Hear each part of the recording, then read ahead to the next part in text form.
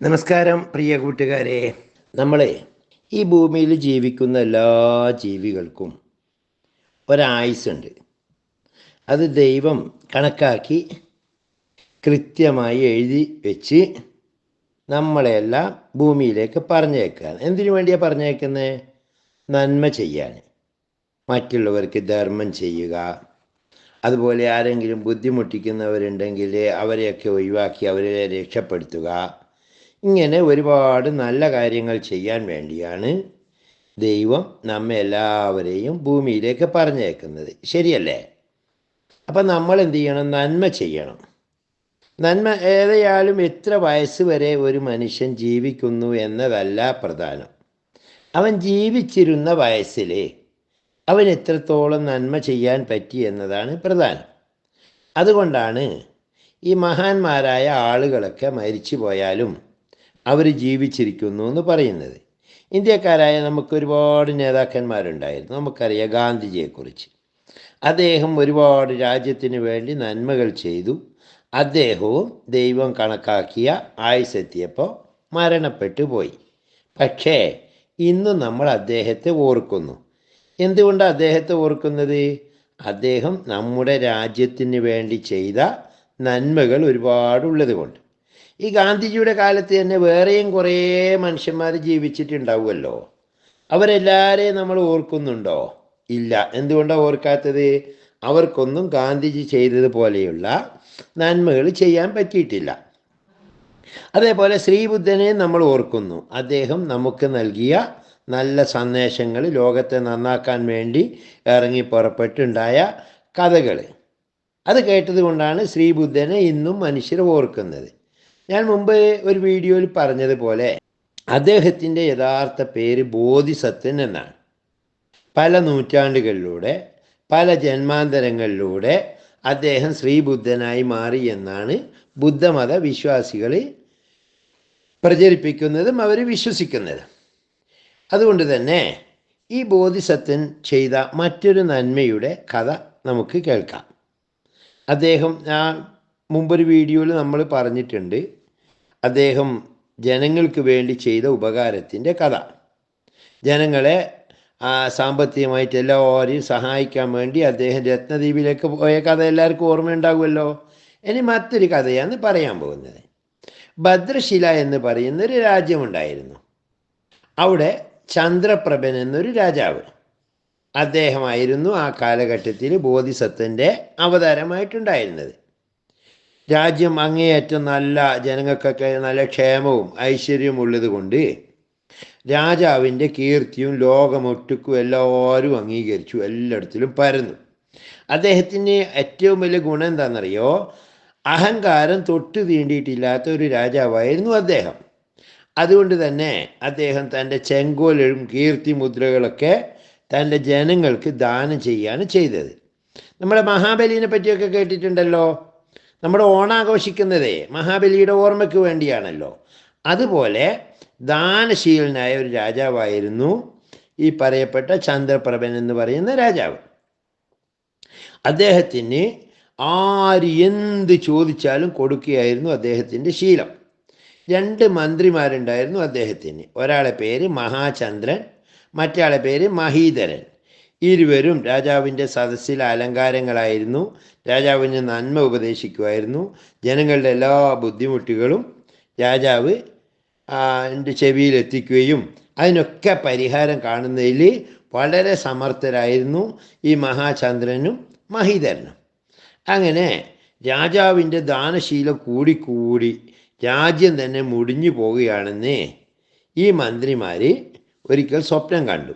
2 പേരും കണ്ടു കേട്ടോ. അങ്ങനെ എന്ത് ചെയ്തു? ഇവർക്ക് വലിയ സങ്കടം തോന്നി. അതിന് വേണ്ടിയിട്ട് എങ്ങനെയാണ് രാജാവിനെ കൊണ്ട് രാജ്യം മുടിയുക എന്ന് വിചാരിച്ചിട്ട് ഇവർ എന്ത് ചെയ്തു?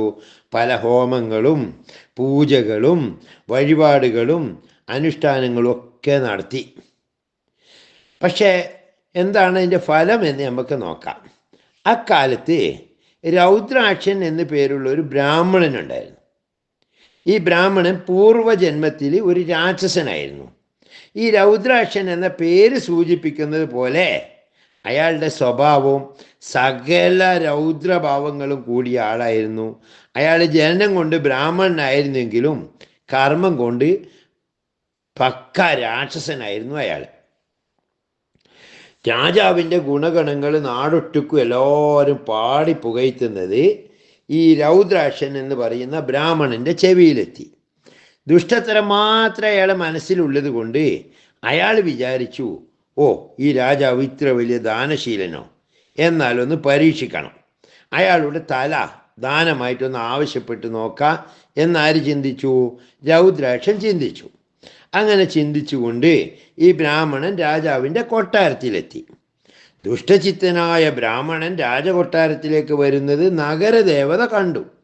അവർ വലിയ അങ്കലാപ്പോടെ വിഷമത്തോടെ രാജാവിൻ്റെ അടുത്തെത്തിയിട്ട് പറഞ്ഞു, രാജാവേ, ലോകത്തിൻ്റെ ജീവനായ അങ്ങയുടെ തല ഭിക്ഷയായി നൽകണമെന്ന് ആവശ്യപ്പെട്ടുകൊണ്ട് ഒരു കുടില മനസ്കനായ ബ്രാഹ്മണൻ വരുന്നുണ്ട്, അവനെ കരുതിയിരിക്കണം, ഞാൻ അവനെ കൊട്ടാരത്തിൻ്റെ ഗേറ്റിങ്കിൽ തടഞ്ഞു വെച്ചിരിക്കുകയാണ് എന്ന് പറഞ്ഞു.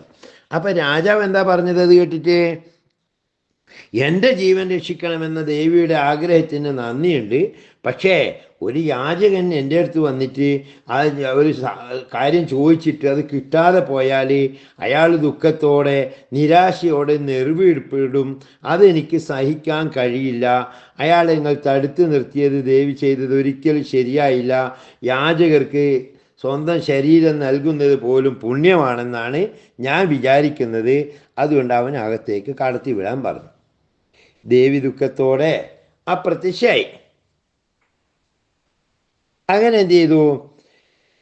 ദേവി പോയി കഴിഞ്ഞപ്പോൾ ഈ ബ്രാഹ്മണൻ നേരെ കൊട്ടാരത്തിൻ്റെ അകത്തേക്ക് വന്നു. രാജാവിൻ്റെ അടുത്ത് വന്നിട്ട് രാജാവിനെ വണങ്ങി. അപ്പം രാജാവ് ചോദിച്ചു, എന്താ വേണ്ടതെന്ന് ചോദിച്ചു. അപ്പം ബ്രാഹ്മണൻ പറഞ്ഞു, എൻ്റെ ജീവൻ അപകടത്തിലാണ്. ഒരു രാജാവിൻ്റെ തല സമർപ്പിച്ചാലേ ഈശ്വരൻ എനിക്ക് ജീവൻ തിരിച്ചു തരൂ. നിങ്ങളാണെങ്കിൽ വലിയ ദാനശീലനാണെന്ന് കേട്ടിട്ടുണ്ട്. അതുകൊണ്ട് അങ്ങയുടെ അടുത്ത് ഞാൻ ശരണാർത്ഥിയായി വന്നിരിക്കുകയാണ്, നിങ്ങളെ തല എനിക്ക് തരണമെന്ന് പറഞ്ഞു. അത് നമ്മളോടൊരാൾ വന്ന് പറഞ്ഞ് അങ്ങനെ ചോദിച്ചാൽ എന്താ ചെയ്യുക? നമ്മളാരെങ്കിലും അയാൾക്ക് തല മുറിച്ച് കൊടുക്കുമോ? കൊടുക്കൂല. നമ്മളെന്താ പറയുക? എനിക്ക് വേറെ എന്ത് വേണേ നീ ചോദിച്ചോ, എൻ്റെ തല മുറിച്ച് കഴിഞ്ഞാൽ ഞാൻ എന്ത് ചെയ്യൂ? ചത്തുപോകും. അതുകൊണ്ട് തല കഴിച്ച് വേറെ എന്തും തരാമെന്നല്ലേ നമ്മളൊക്കെ പറയുക. പക്ഷെ രാജാവ് എന്താ പറഞ്ഞതെന്നറിയാം അയാളോട്? താങ്കൾ എത്തേണ്ടിടത്ത് തന്നെയാണ് എത്തിയിരിക്കുന്നത്. സ്വന്തം ജീവൻ മറ്റൊരാൾക്ക് ഉപകാരപ്പെടുന്നതാണ് ഏറ്റവും വലിയ പുണ്യകർമ്മമെന്ന് ഞാൻ കരുതുന്നു. എൻ്റെ ശിരസ്, എൻ്റെ തല നീ എന്നെ മുറിച്ചെടുത്തോ, ഇത് വളരെ സങ്കോചം വേണ്ട, എനിക്ക് തരാൻ ഒരുക്കാണ് എന്ന് രാജാവ് പറഞ്ഞു. ഇത് കേട്ടപ്പോൾ കൊട്ടാരത്തിലുള്ള മന്ത്രിമാർക്കും അതുപോലെ തന്നെ രാജാവിനെ ആശ്രയിച്ച് ജീവിക്കുന്നവർക്കെല്ലാം എന്ത് ചെയ്ത് വലിയ പേടിയുണ്ടായി. അവർ പറഞ്ഞു, രാജാവ് ഒരിക്കലും നിങ്ങളുടെ ജീവൻ ഇയാൾക്ക് കൊടുക്കരുത്. തല മുറിച്ച് കഴിഞ്ഞാൽ ജീവൻ പോവില്ലേ? അങ്ങയുടെ ജീവൻ ഈ രാജ്യത്തിന് ആവശ്യമാണ്. സ്വന്തം ജീവനെ രക്ഷിക്കുക എന്നതാണ് ഈ രാജ്യത്തിനും ജനങ്ങൾക്കും വേണ്ടിയുള്ള അങ്ങ് ചെയ്യേണ്ട ഒന്നാമത്തെ കർമ്മം. അങ്ങയുടെ ജീവൻ അത്രയേറെ വിലപ്പെട്ടതാണ്. ഇവന് പൊന്നോ പണമോ എന്ത് വേണമെങ്കിലും കൊടുത്തോ, വേണമെങ്കിൽ സ്വർണം കൊണ്ടുള്ള ഒരു തല തന്നെ ഉണ്ടാക്കി കൊടുക്കാമെന്ന് പറ. അത് കേട്ടപ്പോൾ ബ്രാഹ്മണൻ പറഞ്ഞു, സ്വർണത്തിൻ്റെ തല കെട്ടിയിട്ടൊന്നും എനിക്ക് യാതൊരു പ്രയോജനവും ഇല്ല, ഈ ജീവനുള്ള തല തന്നെ വേണം. രാജാവ് തലയിലെ തലപ്പാവ് ഊരി ചുറ്റും നിന്നവരുടെ കണ്ണിൽ നിന്നും കണ്ണുനീര് ധാരയായി ഒഴുകി.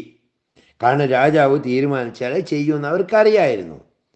ആ സമയം രാജ്യവാസികളുടെ തലയിൽ നിന്നും തലക്കെട്ട് ഊരി നിലത്ത് വീണു. കൊള്ളിയാൻ മിന്നി ദിഗന്ധം പൊട്ടുമാറുന്ന ഉച്ചത്തിൽ ഇടിമുഴങ്ങി. രാജാവ് തല നൽകുന്നത് കണ്ടു നിൽക്കാൻ കഴിയാത്തത് കൊണ്ട് മന്ത്രിമാർ രണ്ടുപേരും സ്വയം മരണത്തെ വരിച്ചു ആത്മഹത്യ ചെയ്തു. രാജാവ് കൊട്ടാര വളപ്പിലെ പൂന്തോട്ടത്തിലേക്ക് നടന്നു. എന്നിട്ടോ അവിടെ ഒരു ചെമ്പക മരത്തിൻ്റെ ചോട്ടിൽ തൻ്റെ തല ചെരിച്ചു വെച്ചുകൊണ്ട് അവിടെ കിടന്നു. എന്നിട്ട് ഈ ബ്രാഹ്മണനോട് പറഞ്ഞു, വെട്ടിക്കോ എന്ന് അദ്ദേഹം ആംഗ്യം കാട്ടി. അത് കണ്ട പൂന്തോട്ടത്തിൻ്റെ ദേവതയും കരിഞ്ഞു. അവരരുതേ എന്ന് ഈ ബ്രാഹ്മണനോട് അപേക്ഷിച്ചു. പക്ഷേ ഈ ബ്രാഹ്മണന് മനസ്സെന്താ? രാക്ഷസൻ്റെ മനസ്സാണ്.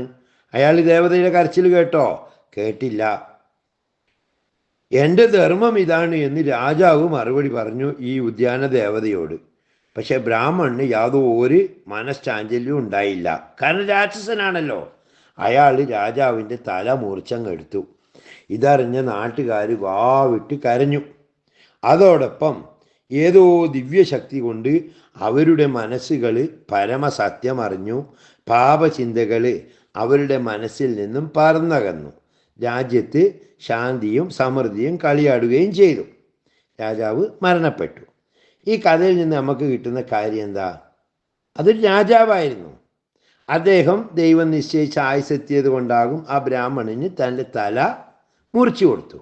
പക്ഷേ ഇന്നും, അതായത് നൂറ്റാണ്ടുകൾക്ക് മുമ്പ് നടന്ന സംഭവമായിരിക്കുമല്ലോ ഒരു കഥ എന്ന് പറയുന്നത്, ഇന്നും നമ്മൾ അദ്ദേഹത്തെ ഓർക്കാൻ കാരണം എന്താ? അദ്ദേഹം തൻ്റെ മുന്നിൽ യാചിച്ചു കൊണ്ടുവന്ന യാചകന് തൻ്റെ തല മുറിച്ചു കൊടുത്തത് കൊണ്ട് ഇന്നും അദ്ദേഹം ഓർമ്മിക്കുന്നു. ഇല്ലെങ്കിലോ എന്തായിരുന്നു സംഭവിക്കുക എന്നറിയാവോ? അദ്ദേഹവും സാധാരണ രാജാക്കന്മാരെ പോലെ രാജ്യം ഭരിക്കും.